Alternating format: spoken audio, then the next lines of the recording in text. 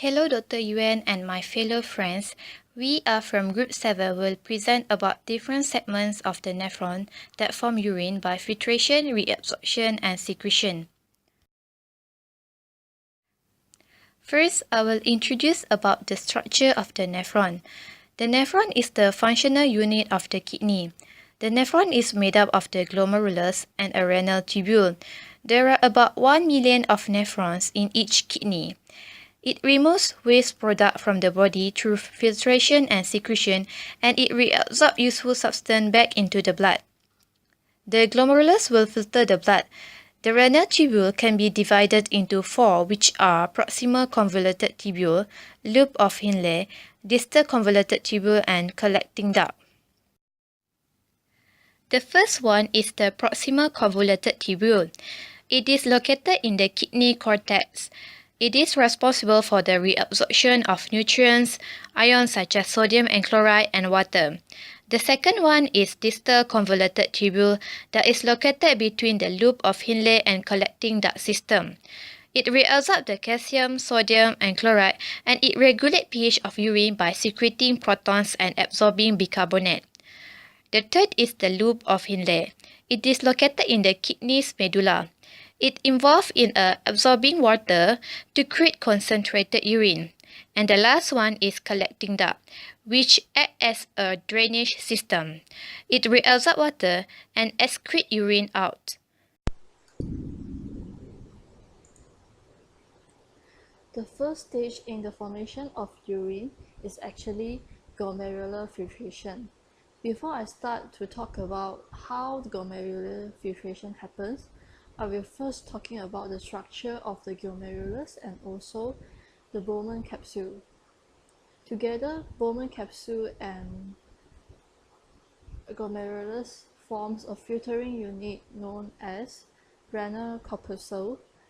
And as you can see, glomerulus is actually a network of capillaries located at the beginning of the nephron in the kidney. And the glomerulus is surrounded by a sac, and it looks like a cup shape known as Bowman capsule. The Bowman capsule empties the filtrate into the proximal convoluted tubule, and that is also a part of the duct system of the nephron. And as you can see, the capillaries of the glomerulus are lined by endothelial cells. And this one is the enlarged pictures of the glomerular capillaries. There are many pores on the capillaries, which is also known as fenestra, and these pores allows for the free filtration of the fluid. Here, let's talk about how actually glomerular filtration happens. First, the blood will enter the glomerulus via the efferent arterioles. Efferent arterioles is actually the branches from the renal artery, and it will leave the kidney via the efferent arterioles. The efferent arterioles is much narrower than the afferent arterioles, and this will help in the building up of the hydrostatic pressure.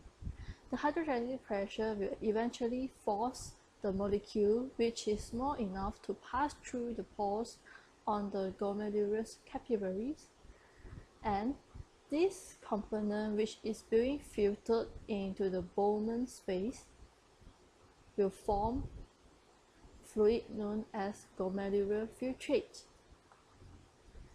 So, what components of the blood will be filtered out?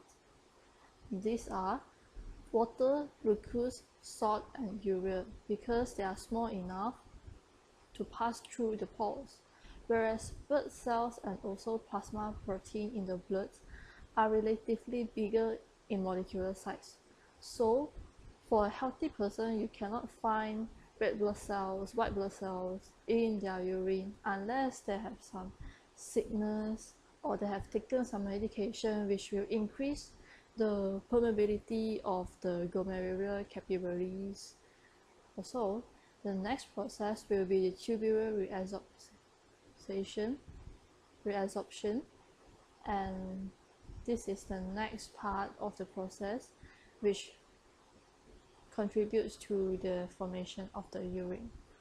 Thank you.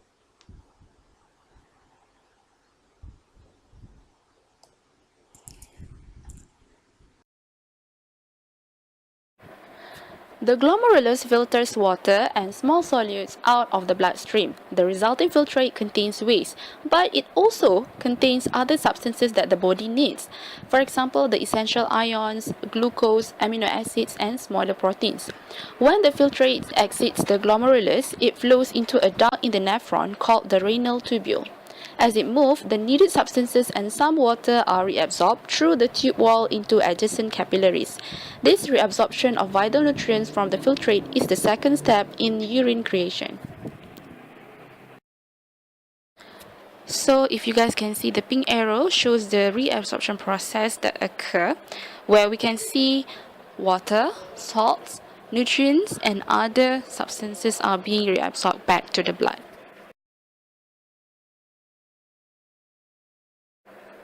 So let me go into details on what happens during reabsorption process.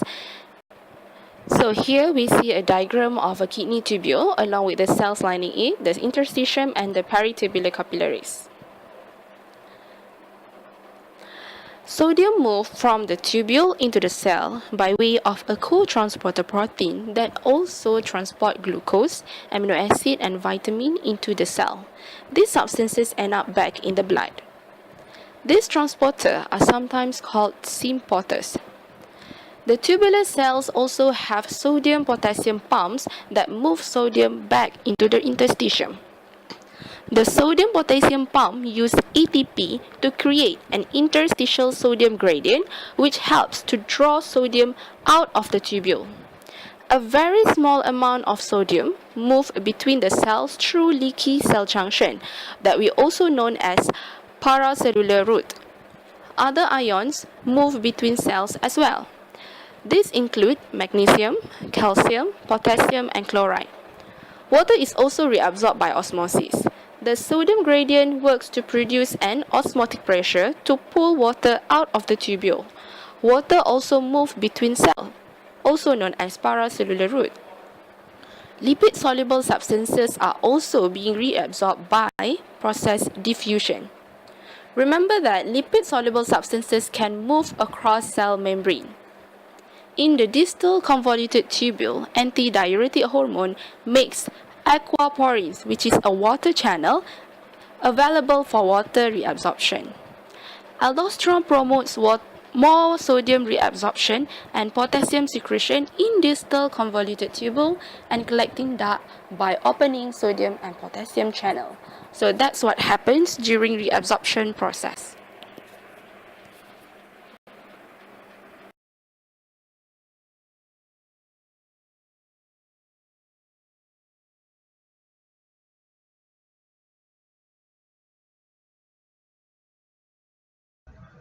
Secretion is a part of the process occurring in small amounts in the nephron. Secretion is a process where substances move from the blood through the interstitial fluid into the tubule. After filtration has occurred, tubules will continue to secrete additional substances into the tubular fluid. This enhances the kidney's ability to eliminate certain waste and toxins. It is also essential to the regulation of plasma concentration of potassium ion and the body pH value. In the proximal convoluted tubule, ammonia as well as creatinine, antibiotics, diuretics, and uric acid are secreted into the tubule. These help to remove excess quantities of these dissolved substances from the body.